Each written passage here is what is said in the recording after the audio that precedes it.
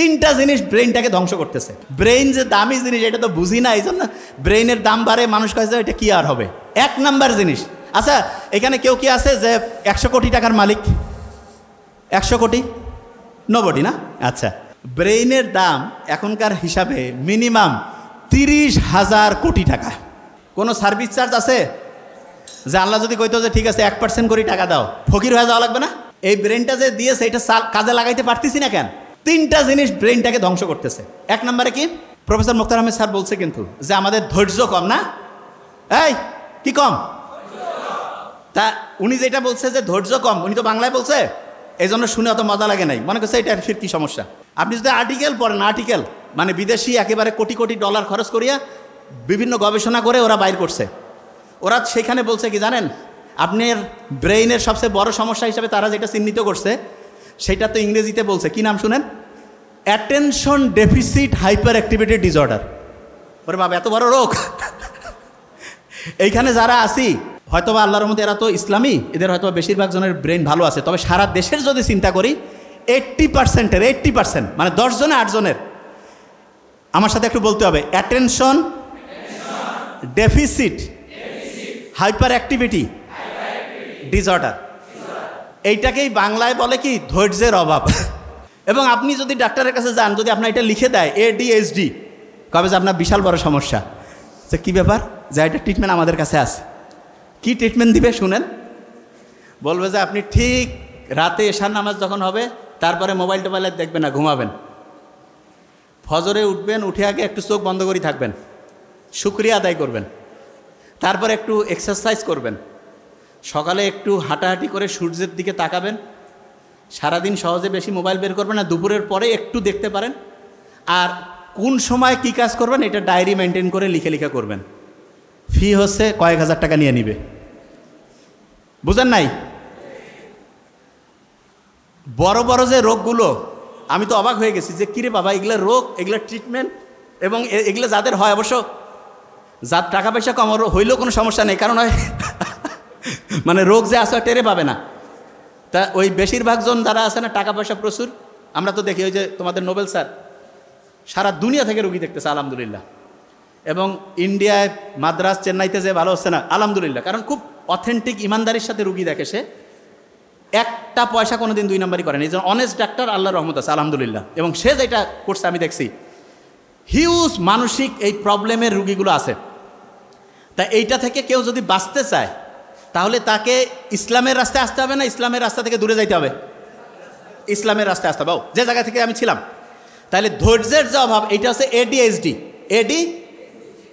Attention deficit hyper activity disorder. আচ্ছা, আমরা যে নামাজটা পড়ি, নামাজ যে পড়ি, এইটার সবচাইতে বড় গুরুত্ব হচ্ছে ব্রেইনটাকে ফোকাস দেওয়ার ক্যাপাসিটি বাড়ানো।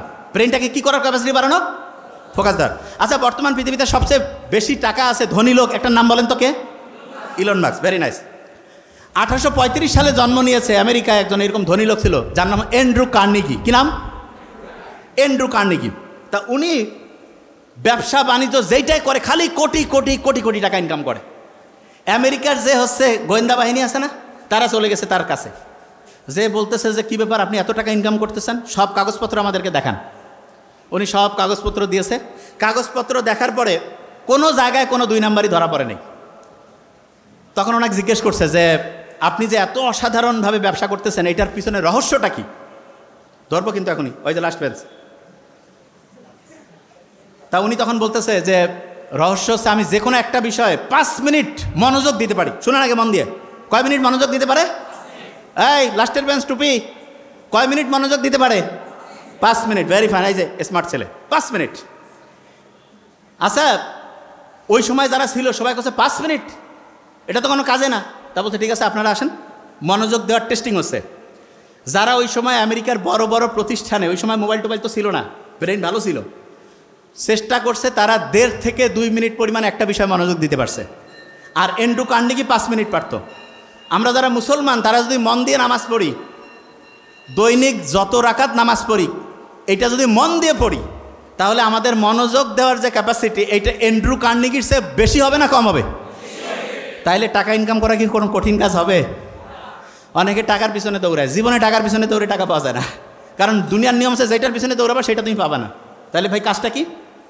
তোমার সবচেয়ে শক্তিশালী অস্ত্র হচ্ছে ব্রেইন। এই ব্রেইনটা সবচেয়ে পাওয়ারফুলভাবে আল্লাহ বানাইছে, এইটা শুধু তোমার ওই পাওয়ারটা ধরে রাখতে হবে। এবং ধরে রাখার জন্য যেই যেই বুদ্ধি দরকার আল্লাহ সবগুলো বুদ্ধি দিয়েছে, কিন্তু আমরা ধরে রাখতে পারি না কেন? কারণ আমরা নিয়মটা কেন মানতেছি সেটাই বুঝি না। আমি যখন নামাজে দাঁড়াবো, নামাজে মনোযোগ দিলে এইটা ব্রেইনের ফোকাস করার যে ক্যাপাসিটি, ফোকাস, আচ্ছা ফোকাস জিনিসটাকে আমি বলি, এই যে ক্যামেরা আছে না, ক্যামেরাটা আমি যেই দিকে টার্গেট করব, ছবি কি ওইটার আসবে না অন্য জায়গায় আসবে?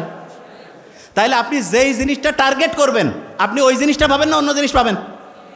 আচ্ছা আপনি যদি টার্গেট করেন যে আমি আমার ব্রেনটাকে ঠিকভাবে ভালোভাবে কাজে লাগাবো এবং এইটাকে কাজে লাগিয়ে আমি আমার জীবনে অসাধারণ কিছু করব, তাইলে আপনি এটা পারবেন কি পারবেন না? পারার জন্য নামাজটা 5 ওয়াক্ত যখন পড়বো তখন তো শুকরিয়া আদায় করবোই, তার সাথে এটাও চিন্তা করব যে আমার অ্যাটেনশন দেওয়ার, ফোকাস দেওয়ার যে ক্যাপাসিটি সেটা বাড়তেছে। ক্লিয়ার? আচ্ছা রোজা রাখি না আমরা? আপনি কি জানেন যে আমাদের শরীরটা প্রতি মুহূর্তে কিন্তু এরকম বিভিন্ন সময় হচ্ছে আবর্জনায় ভর্তি হয়ে যায়। এইটাকে পরিষ্কার করার জন্য রোজার চাইতে ভালো কোনো সিস্টেম বিজ্ঞানীরা এখন খুঁজে পায়নি। অনেক সমস্যা শারীরিক বিজ্ঞানীদের কাছে যায়, মানে যারা ডক্টর তাদের কাছে যায়, তারা বলে আপনি না খেয়ে থাকেন। কি করে বলেন না, কি করে? না খেয়ে থাকা। এই যে আমরা সকাল থেকে সন্ধ্যা পর্যন্ত না খেয়ে থাকলাম, এতে কি আমাদের শরীরটা পরিষ্কার হইল না অপরিষ্কার? কি হইল? পরিষ্কার। আচ্ছা অন্যের গীবত করা, এটা নিজের মৃত ভাইয়ের মাংস খাওয়ার চাইতে খারাপ না? আচ্ছা আপনি আমাকে বলেন তো, আপনি যদি অন্যের গীবত করেন তাহলে বিজ্ঞানীরা এখন দেখছে আমাদের যে প্রিফ্রন্টাল কর্টেক্স, হিপ্পোক্যাম্পাস, এইটার কার্যকারিতা কমে। তার মানে ব্রেইনের যেই জায়গাটা পড়া মনে রাখতে হেল্প করে, পরীক্ষায় উত্তর লিখতে হেল্প করে, সেই জায়গাটা ধ্বংস হয়ে যায় অন্যের সমালোচনা করলে। আল্লাহ যে অন্যের সমালোচনাকে, গীবতকে এতটা মানে হচ্ছে যে বলা যেতে পারে যে নিষিদ্ধ করেছেন, এতটা যে নিরুৎসাহিত করেছেন, এটাকে আমাদের ব্রেইনের জন্য ভালোর জন্য না খারাপের জন্য? ভালোর জন্য। ক্লিয়ার? আচ্ছা মেডিকেলে যারা যারা পরীক্ষা দিবে, এখানে আছে না অনেকে, অনেকে আছে ভার্সিটিতে পরীক্ষা দিবে, একটা বুদ্ধি শিখাই দেই, একটা বুদ্ধি শুধু, তাহলে পড়া একদম ক্লিয়ার হয়ে যাবে। প্রত্যেকে এটা নোট করে ফেলি, খুব ইম্পর্টেন্ট। 2 মিনিটের মধ্যে গোটাল জিনিসটা প্যাকেট করে ফেলবো ইনশাল্লাহ। সেটা কি? মেডিকেল অ্যাডমিশনে 5টা বক্স আছে। কটা বক্স? 5টা বক্স। 5 ওয়াক্ত নামাজের মতো 5টা বক্স। একটা হচ্ছে ফিজিক্সের বক্স, একটা কেমিস্ট্রি, একটা বায়োলজি, একটা ইংলিশ, একটা সাধারণ জ্ঞান। আপনি সারা দেশের মধ্যে ফার্স্ট হইতে পারবেন যদি আপনি প্রত্যেক দিন 5টা বক্সে 1 মিনিট করে হইলেও পড়েন। আমি আবার বলছি, 5টা বক্সে 1 মিনিট করে হইলেও যদি আপনি পড়েন, আপনি সারা দেশে ফার্স্ট হইতে পারেন। প্রথম থেকে পড়তে হবে, প্রথম থেকেই। আজকে শুনলেন ফিজিক্সের box, chemistry, biology, English, general knowledge, 5টা বক্স আছে। প্রত্যেক বক্সে মিনিমাম কয় মিনিট হইলেও পড়বেন বলেন না? অনেকে লজ্জা পাচ্ছে যে 1 মিনিট পরে কী হবে, ঠিক না? শোনেন, আপনি যখন 1 মিনিট পড়বেন না, আপনার একটা জিনিস বলে দিই, আপনারা যখন ফেসবুকে যান কি চিন্তা করেন যে আমি 1 মিনিট যাবো আর ঘুরে আসবো, ঠিক না? এটা তো ফেসবুকে যাওয়ার সময় কিন্তু স্যার এরকম করে যে 1 মিনিট যায় ঘুরে আসতেছে। ও আল্লাহ, 1 মিনিট যাওয়ার পরে 2 ঘন্টা কোন দিক দিয়ে গেছে ওর খেয়ালই নাই। আর পড়ার সময় কি করে যে একবারে 3 ঘন্টা পড়বো, এই 3 ঘন্টা পড়বো, এটা যখন ব্রেইনে যায় ব্রেন বিরক্ত হয়ে যায়। 3 ঘন্টা একটা কাজ। ওই যে প্রফেসর মোত্তাহামিদ স্যার বললো না যে একজনকে বলছে এই বই পড়া, কয় জানা ভাই আমার ধৈর্য নাই, পারবো না। তো একটানা 3 ঘন্টা যখন পড়তে দিব ব্রেন পছন্দ করবে না। তাহলে কি করা লাগবে? ব্রেনকে বলবো আমি 1 মিনিট পড়বো। মজার ব্যাপারটা কি জানেন? আপনি যখন 1 মিনিট পড়বেন তখন মনে হবে 2 মিনিট, 3 মিনিট, 5 মিনিট। ইসলামে এই জন্য একটা খুব অসাধারণ কাজ আছে, আমল ছোট হইলেও দৈনিক অল্প অল্প অল্প করে করো, বলছে না? আচ্ছা আমরা যখন ট্রাভেলিংয়ে যাই তখন কসরের নামাজ আছে না? আমি বলি কি পড়াশোনার ক্ষেত্রেও কসরের পড়া আছে। কীরকম? ঈদের দিন কোনো প্রোগ্রাম, কোনো জায়গায় কোনো হচ্ছে দুর্ঘটনা ঘটছে, ওই দিন কসরের পড়া পড়বো। কিসের পড়া? কসরের পড়া মানে কি সেটা বলি। ধরেন নামাজ আপনি যতটুকু নর্মালি পড়েন তার 4 ভাগের 1 ভাগ ধরেন পড়লেন, কথার কথা সব মিলে। তা আপনি দৈনিক মনে করেন যে 4 ঘন্টা পড়েন, যেই দিন আপনার পড়ার কোনো মুড নাই, মন মেজাজ খুব খারাপ, সেই দিন কসরের পড়া। কসরের পড়া মানে আধা ঘন্টা, 20 মিনিট, 15 মিনিট আমি পড়বই পড়বো। ক্লিয়ার?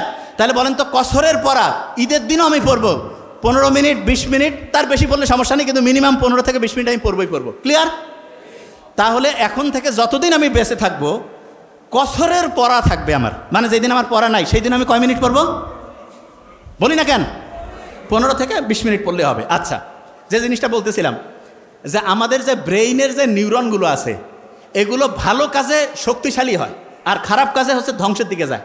এই জন্য ইসলাম সবচেয়ে ভালো কাজগুলোকে উৎসাহিত করছে, খারাপ কাজগুলোকে আস্তে আস্তে পিছাই দিয়েছে। আচ্ছা, অন্যায়ের প্রতিবাদ করা এটা ইসলামের সবচেয়ে একটা বড় কাজ না? সবচেয়ে বড়। স্টুডেন্ট যারা আছে সারা দেশের, তার মধ্যে এই যাত্রাবাড়ির স্টুডেন্টদের কিন্তু আলাদা একটা ইতিহাস আছে। গত বছরের এই দিনে আমার খেয়াল আছে, আমাদের পেজে আমরা দেখছি সারা দেশে হাসিনার সময় যে অনাচার অনিয়ম ছিল সেইটার বিরুদ্ধে যে প্রচণ্ড সংগ্রাম, সেটার সূচনা হয়েছে ওই আবু সাইদ আর মুগ্ধকে দিয়ে, আর পরিণতিটা আনছে কিন্তু যাত্রাবাড়ির এই এলাকার মানুষজন, এটা জানি আমরা।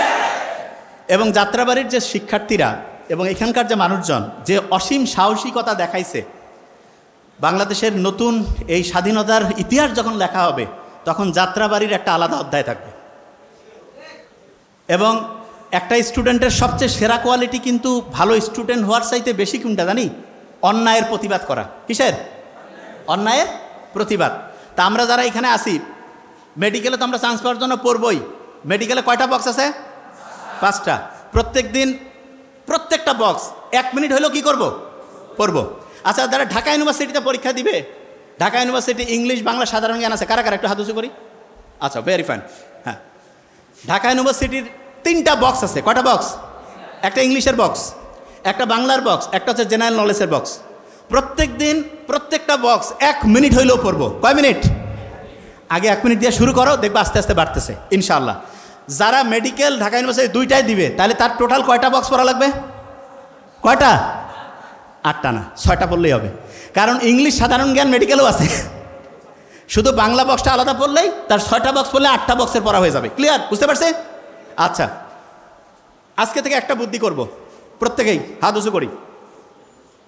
5 ওয়াক্ত নামাজ পড়ি না? প্রত্যেক নামাজের আগে 5টা করে এমসিকিউ পড়ব, নামাজের পরে 5টা করে এমসিকিউ পড়ব। প্রত্যেক নামাজের আগে উজু করে কয়টা এমসিকিউ পড়ব? নামাজের পরে কয়টা পড়ব? তাহলে 5 ওয়াক্ত নামাজে উজু করে 5 পাঁচা 25, নামাজের পরে 5 পাঁচা 25, দৈনিক কয়টা এমসিকিউ হবে? কয়টা? 50। হাত নামাই। 1 মাসে কয়টা হবে? 1 মাসে 1500। 1 বছরে খুব কঠিন হয়ে গেল। 18,000। কত? ঢাকা ইউনিভার্সিটির পরীক্ষায় যদি 12 থেকে 14,000 এমসিকিউ কারো মাথায় থাকে, সে নিশ্চিত করে চান্স পাবে, নিশ্চিত। তাহলে প্রত্যেক নামাজের আগে যদি হচ্ছে 5টা এমসিকিউ আর নামাজের পরে 5টা এমসিকিউ পড়তে পারি, তাহলে ঢাকা ইউনিভার্সিটিতে চান্স নিশ্চিত হবে কি হবে না? হবে কি হবে না? হবে। আচ্ছা,